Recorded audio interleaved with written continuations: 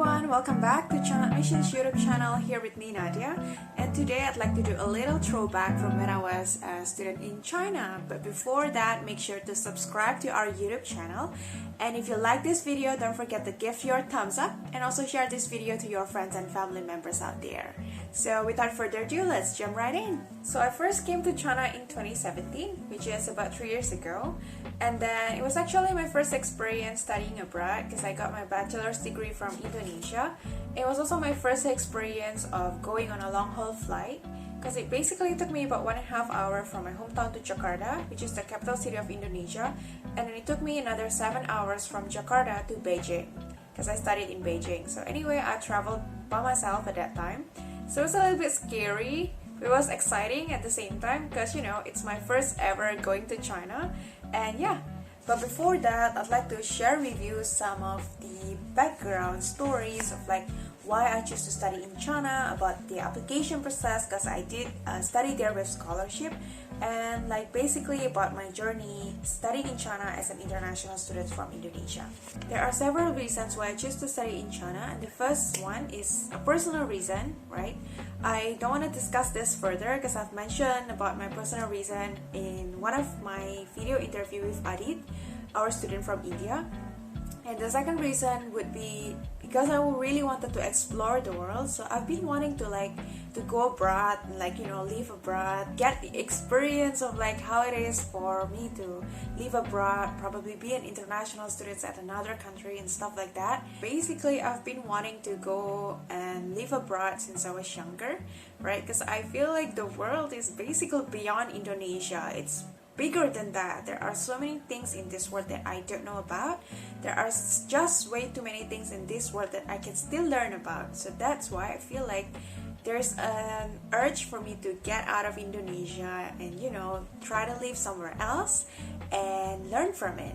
So yeah, I did. I went to China and learned a lot from China. And also another reason is that I feel like studying in China is actually like throwing one stone at two birds, if you know the phrase. So I feel like I can learn Chinese, but at the same time I can also get my master's degree from China, which is, you know, you can achieve everything in 2 years, so why not? So yeah, these are basically my motivations on like why I choose to study and come in China. Basically because I got my bachelor's degree in management, right? Because I studied international business and management, I know that I wanted to get a master's degree in business or economics related. So finally, I did a little bit research for Chinese universities located in Beijing, China, which offer business major. And I came across 3 universities at that time. The first one is UIBE, University of International Business and Economics. Second one is USTB, University of Science and Technology, Beijing. And the third one is BIT, Beijing Institute of Technology. Well, there are basically like several reasons why I land my heart on these 3 universities. First one is that I noticed that these 3 universities are actually reputable universities in China, just by the fact that they are listed in Project 985 and Project 211. They're not listed in both of them, but they're listed in one of them. But by it being listed in the Project 985 or Project 211, it already shown that these universities are reputable and also are recognized well by Chinese government. But in the end, I only chose to apply to 2 universities, which are UIBE and also USTB. So and at that time, I was applying for the Chinese government scholarship. So there are 2 ways to apply to the Chinese government scholarship. The first one is the Type A scholarship, which is the China bilateral scholarship, and the second one is the China University scholarship. So what makes these 2 CSC scholarship different is that the first type, right, the type A, is when you send your application documents to the Chinese embassy. But for the second type, which is the type B, is when you send your application documents to the university. And I think that sending my documents to the university is handy for me, so I choose to go for that one, the Type B CSC Scholarship. So I prepare my application documents. So they have the list of the documents that you need to prepare, and also I fill in the CSC application form on the CSC official website, and I also fill in the university application form on their official website, and then I compile all the required documents, right, all the hard copies. And I also prepare the application fees to the universities, because each universities, they have application fees that we international applicants must pay for our applications to be reviewed by them, for our applications to be considered by them. It's a mandatory required application fee. So anyway, after I have all my documents ready and also the application fee ready, I send my applications, the hard copy documents, to the university, so to both USTB and also UIBE, and also pay my application fee to them as well. So approximately I did my application in around February, right? Because I remember that it's actually until now that the application deadline for CSC Scholarship is until March each year. So I did mine in February and 2017, right? I did my application in February 2017, and then, well, basically I don't get any updates or anything from them until about July. I forget whether it's in the mid of July or end of July, where they let me know that I am actually nominated for the Chinese government scholarship. And the one that who let me know about this is UIBE, University of International Business and Economics. And I didn't hear anything from USDB, so I thought, well, I guess I must be rejected by USDB, or maybe UIBE accepted me first or something. I don't know the details about that. But anyway, by July, I got the nomination email from UIBE. But it wasn't final yet, and then by August they sent me the final notice that congratulations, you're accepted to study at UIBE, so you can come to UIBE in September to do registration and stuff like that. Here is your admissions notice, and here is your visa form, and we will send this admissions notice and visa form to your home country by international post, so you can use these two documents to apply for the Chinese visa at the Chinese embassy in your country.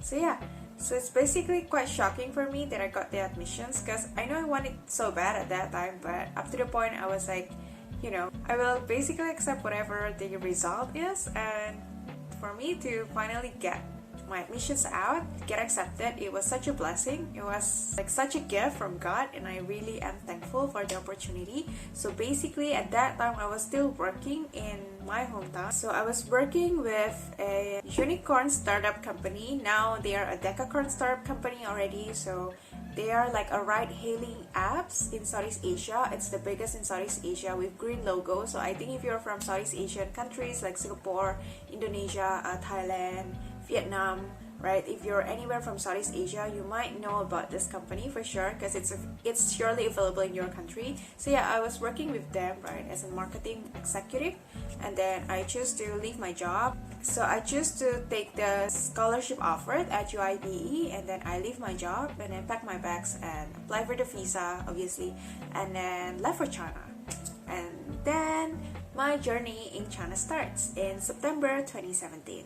So as I mentioned earlier, I came to Beijing by myself on my first ever long haul flight. So when I first came to UIBE, I thought that the campus is beautiful, and I feel like the campus is so big, because I compared that with my campus back in my hometown, which isn't as big as UIBE. But then later on, I know that UIBE's campus is actually not that big. After I visited Tsinghua or Peking University, BFSU, which have like a giant campus that I got lost at. Anyways, UIBE is also in a strategic location, apparently. So it was near the location of embassies, right? Like international embassies, Indonesian embassies as well. So it was also near the entertainment hub in Beijing called Sanlitun, which you'll get to go to, like, you know, the hypest place in town at Sanlitun. And then it was also close to like a lot of good Western restaurants, because, you know, there are lots of Western restaurants located around that area, because it's basically near the embassies. And yeah, you get to taste a lot of good Italian restaurant, American restaurants, like Japanese restaurants. So yeah, any kind of food you can find it over there. So well, basically about my program, so I got accepted for the Masters of WTO Law and Economics program, which was a new program at that time at UIBE. So it was a newly established program for international students. They already have the same program but for Chinese students. But anyway, there was about 20 students from around the world in my class. So I was the only Indonesian around at that time. I got classmates from Thailand, from Laos, from Mongolia, from Russia, from Bangladesh, from Tajikistan. I think those are all. Anyway, I was the only Indonesian around, so it makes me have to get out of my comfort zone because nobody speaks my language, right? So I have to speak English or Chinese in order to communicate with them, because actually a lot of my classmates, they have like a high level of Chinese skills, which I don't at that time. So yeah, it was an interesting experience as well, because I really need to get out of my comfort zone to make friends, right? Because I don't have any Indonesian around, so I have to be able to communicate with them. I have to learn their culture. I have to learn about many things gitu. And eventually I feel like not only I learned about their culture, but they are also learning about mine. And it was a beautiful journey having classmates from all over the world, because one of the advantage will be one day, right, if let's say I visited Thailand, I can just call my friend and like ask them about what's like the local spot here in Thailand that I can visit. So like having friends from all over the world really will benefit you one day, because this is such a global world nowadays. We are all connected. So in UIBE, I studied masters in WTO Law and Economics, which was a newly established program at that time in 2017. So it was a 2 years program taught in English for international students. And during the first year, basically I'm busy with classes because all of the classes are delivered during our first year.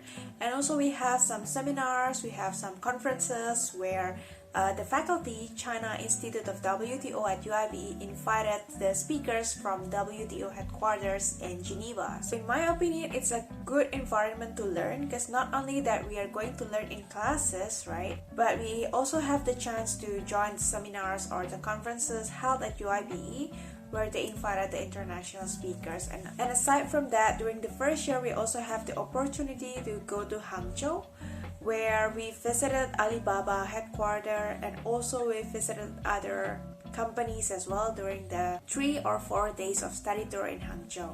So overall, it was a beautiful 1 year studying WTO of Law and Economics with UIBE. So during the second year, we have no more classes to attend because all of the classes are finished and delivered already in the first year. So for the second year, we can focus on writing our thesis, because we will have the thesis events at the end of the second year.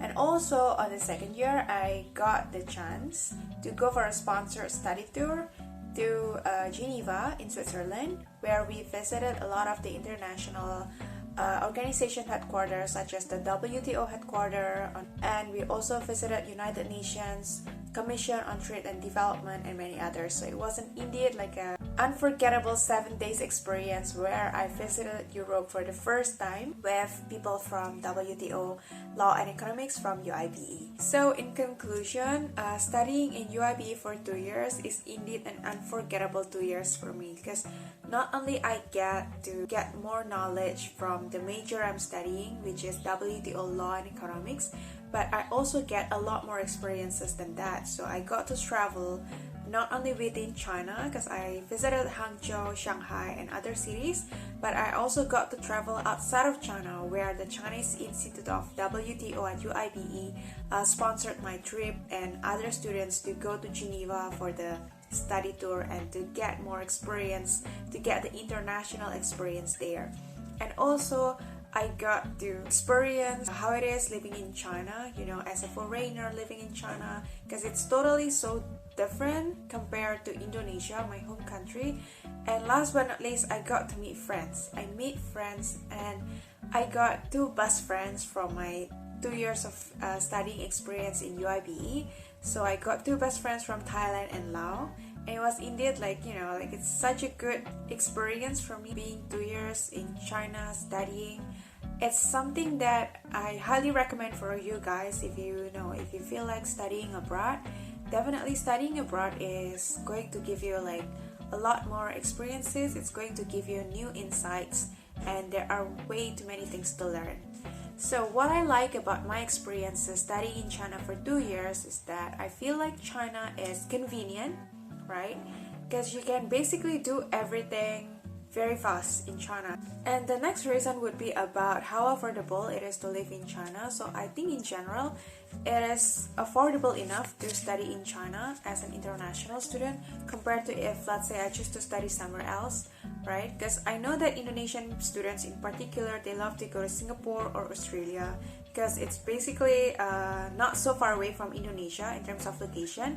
But in terms of the cost, it is way more expensive than studying in China. So I think in terms of this, China wins a lot because it's cheaper and it's like more affordable, and you don't have to spend that much amount of money to study abroad. So the final reason is because I have the opportunity to actually meet people from all over the world. So this isn't something that I imagined before coming to China, because I haven't heard a lot about China, to be honest, before coming to China. So I don't expect that I'll meet a lot of people from different countries. But actually after coming to China, I experienced that. Not only people from my class, right, which is already a diverse community, but like in UIBE in general, I get to meet people from different countries as well, like Pakistan, like from a lot of like African countries, a lot of Southeast Asian countries, from Europe, from America, from Australia, New Zealand. So they're everywhere in China, guys. Don't worry about it. I hope that my video today is useful for you guys who are considering to study in China. And also in conclusion, it's been a wonderful experience for me. It's been a wonderful 3 years from 2017 until now, living in China as a foreigner. And I like it so far and I love it. And I hope that you will also have the same experience or even better experience than what I experienced in China. So we at China Admissions are here and ready to help you start your awesome journey in China as an international student. So if you have any questions about studying in China, about Chinese universities, about the programs, or if you want to apply to Chinese universities, just make sure to check our platform. And you can also message us on email or on WhatsApp, which I already write in the description box down below. And also, we will continuously sharing more contents like this and about Chinese universities, about updates from China, so you get to see how beautiful China is, and it will help you prepare for your departure to China. So that's it. I hope this video is useful for you guys, and thanks for watching, and don't forget to subscribe to our YouTube channel for more contents like this. And yeah, see you next time.